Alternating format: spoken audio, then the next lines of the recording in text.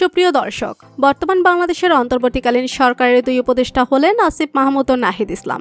এই দুই উপদেষ্টা মাসে কত টাকা বেতন পান, বিস্তারিত জানতে ভিডিওটি না টেনে শেষ পর্যন্ত দেখতে থাকুন। বাংলাদেশ সরকারের দুই উপদেষ্টার নাম হলো আসিফ মাহমুদ ও নাহিদ ইসলাম। কোটা আন্দোলনের প্ল্যাটফর্ম বৈষম্য বিরোধী ছাত্র আন্দোলনের অন্যতম দুই সমন্বয়ক হলেন আসিফ মাহমুদ ও নাহিদ ইসলাম। আসিফ মাহমুদ বর্তমানে বাংলাদেশের যুব ক্রীড়া মন্ত্রণালয়ের দায়িত্ব পেয়েছেন এবং নাহিদ ইসলাম বাংলাদেশের ডাক, টেলিযোগাযোগ ও তথ্য প্রযুক্তি মন্ত্রণালয়ের দায়িত্ব পেয়েছেন।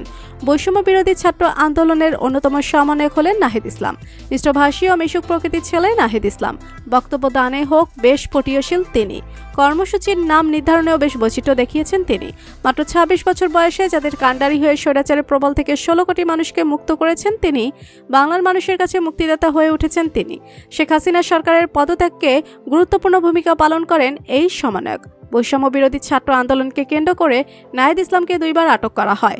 প্রথমবার তার এক বন্ধুর বাসা থেকে সাদা কাপড় পরা কয়েকজন লোক এসে তাকে অপহরণ করে নিয়ে যায়। চোখে কালো কাপড় বেঁধে শারীরিক ও মানসিক নির্যাতন করে। এর ২ দিন পর পূর্বাঞ্চলে একটি ব্রিজের নিচে নিজেকে নতুন করে আবিষ্কার করেন নাহিদ ইসলাম। ব্যক্তিগত জীবনে নাহিদ ইসলাম বিবাহিত।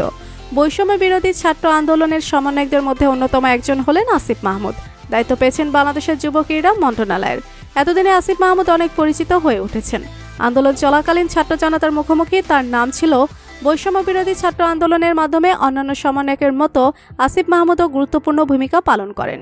১৯৯৮ সালের ১৪ জানুয়ারি কুমিল্লার মুরাদনগর উপজেলার আকতপুর ইউনিয়নের আকতপুর গ্রামে জন্মগ্রহণ করেন। আদমজী ক্যান্টনমেন্ট কলেজ থেকে উচ্চ মাধ্যমিক পাশ করেন তিনি। ব্যক্তিগত জীবনে আসিফ মাহমুদ কোনো সম্পর্কে নেই।